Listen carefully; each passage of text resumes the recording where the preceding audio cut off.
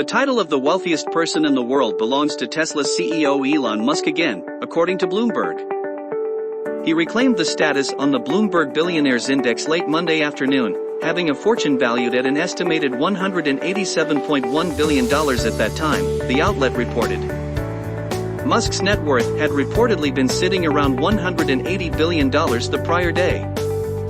French luxury giant LVMH CEO Bernard Arnault previously supplanted Musk from the #1 position in mid-December and had held it since then. Bloomberg pegged Arnault's net worth at $185.3 billion on Monday. In January, Guinness World Records had bestowed upon Musk the record for the largest loss of personal fortune, citing a $180 billion loss between November 2021 and January 2023. Much of Musk's wealth is tied to Tesla, the electric vehicle and clean energy company where he is the largest individual shareholder. Representative Paulina Luna, Republican Florida, revealed that she could be the latest Republican to have her private military records allegedly leaked to a Democratic opposition research firm by the U.S. Air Force, adding to the scandal already plaguing the Department of Defense. The freshman congresswoman accused the Air Force Monday of likely leaking her own military records and failing to respond to official correspondence, demanding answers about a series of leaks. That has affected a number of other Grand Old Party lawmakers and former candidates. The United States Air Force leaked information of the candidates in the 2022 midterms to a Democrat opposition research firm, Luna tweeted Monday. "Yes, I also have reason to believe my records were leaked. This is likely going to be a criminal investigation," she added. Almost a dozen of Grand Old Party lawmakers and former candidates have now come out saying they were impacted by the Air Force's unauthorized release of military information. Much of the records appear to have been requested by and turned over to an opposition research firm that received money from the Democratic Congressional Campaign Committee. A blood-spatter expert testified Monday in Alex Murdaugh's double murder trial that two people are likely responsible for the slaying, not one. University of New Haven professor Timothy Pombach, who was called by the defense, told the Colleton County Court the totality of the evidence suggests Maggie and Paul Murdaugh were killed in a two-shooter scenario. Pombach said it's clear Paul, who was found dead next to his mother in the property of the family's Islandton, South Carolina hunting lodge, was killed by someone standing directly over him, in his opinion, most likely put the gun right on his head. Paul was killed with a shotgun while his mother was killed with a rifle, but Pombach believes the two were killed shortly after one another. He said the evidence also points to Paul being shot first. It's not as if the shooter could instantaneously suffer that, drop the shotgun and run to wherever the rifle is and then, in any kind of a reasonable time period, engage in a meaningful assault of Maggie, he said. The expert then said he doesn't think it's practical to imagine one shooter bringing both weapons to the scene.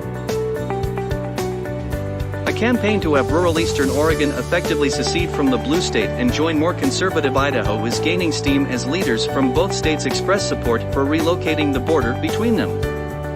Former Oregon House Speaker Mark Simmons penned an personal opinion in the Idaho Statesman, a daily newspaper, over the weekend to explain why he supports the so-called Greater Idaho movement, which seeks to incorporate about 13 Oregon counties, or 63% of the state's landmass and 9% of its population, within Idaho's borders.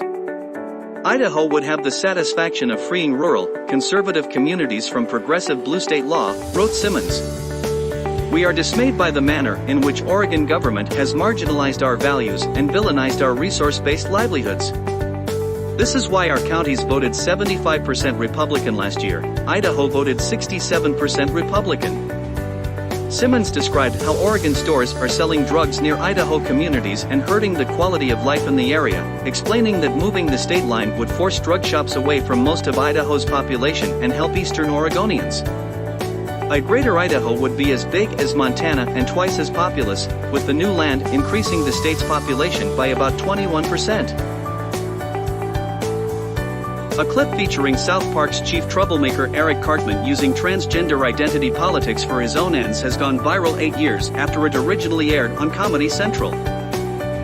Dark comedy South Park has mocked political figures and ideologies on both sides of politics for decades. Recently, an old clip gained tens of thousands of views for poking fun at how some people use identity politics, such as changing their gender identity, to cynically game the systems of modern society. In the scene from the episode The Sissy, shared by numerous Twitter accounts, Cartman grows so outraged with the lack of available toilets in the boys' restroom at school that he puts on a bow and identifies as transgender, or as he mispronounces it, transginger, to use the girls' room. Cartman proceeds to the girls' restroom and is confronted by female characters, to the point he defends his claim to be there. Blake Shelton admitted he plans on doing a little bit of nothing after announcing he's leaving The Voice. Shelton first shared the news in October 2022. The country music star had been a host for the past 12 years of the singing competition. The Nobody But You singer revealed during Monday's episode of Today that he started thinking about leaving the show in 2020. Shelton say he think he was close to calling it a day right when COVID hit.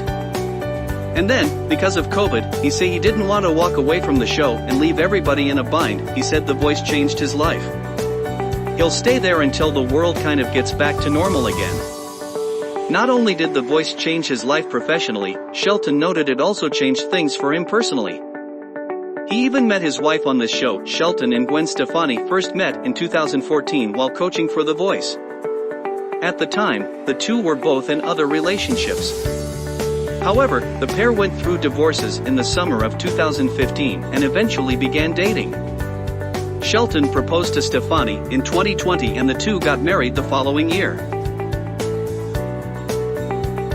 Tom Sizemore's doctors have informed his family that there is no further hope and have recommended end-of-life decision after the actor suffered a brain aneurysm that occurred as a result of a stroke last week in Los Angeles, according to his representative. The Black Hawk Down star has remained in a coma and in intensive care after collapsing at home on Saturday, February 18. Doctors informed his family that there is no further hope and have recommended end-of-life decision, confirmed by Charles Lego. The family is now deciding end-of-life matters. Charles Lego are asking for privacy for his family during this difficult time, and they wish to thank everyone for the hundreds of messages of support and prayers that have been received. This has been a difficult time for them. The Boston Celtics' three-game road trip ended with a frustrating loss to the New York Knicks on Monday night. Jason Tatum was gone a few minutes before the Boston Celtics relinquished the top spot in the NBA, thrown out of the game for the first time in his career. Tatum struggled through a 6-for-18 shooting performance and was ejected in the fourth quarter after picking up his second technical foul. He finished with 14 points, 9 assists and 7 rebounds. Julius Randle and Emmanuel Quickly each scored 23 points, and the surging Knicks knocked Boston out of the top spot in the overall NBA standings with their sixth straight victory, 109-94 on Monday night. Next up, the Celtics will return home for the first of 3 straight nationally televised games, taking the court for a high-profile Eastern Conference matchup against Donovan Mitchell and the Cleveland Cavaliers. Prosecutor's office in Nanterre, France has opened a preliminary rape investigation into Paris Saint-Germain fullback Achraf Hakimi, a French judicial official told the Associated Press on Monday. The investigation is being led by the prosecutor's office in the Paris suburb of Nanterre. A judicial source told on Monday that a 23-year-old woman went to police over the weekend and said that Hakimi raped her. The woman didn't want to press charges, but the prosecutor's office still decided to open an investigation. The Spain-born Hakimi, a right-back and star of Morocco's history-making team at the World Cup. Hakimi missed PSG's League One match against Marseille because of a thigh injury.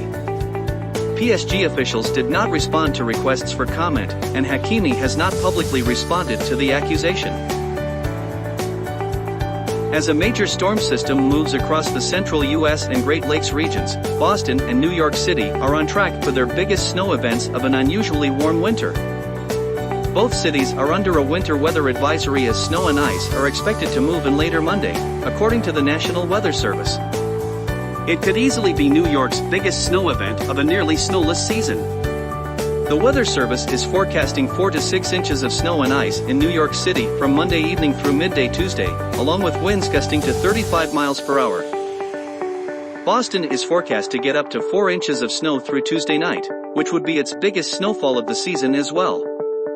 The city's largest snowfall so far was just 2.3 inches on January 23. Boston has seen less than a third of its normal snowfall this winter, about 10 inches total compared to a normal of 3 feet, Miller said. The unusually snowless winter prompted Mayor Gary Christensen of Malden, Massachusetts, just north of Boston, to declare winter over on February 8, when he tweeted the city was lifting all winter parking restrictions for its roughly 65,000 residents.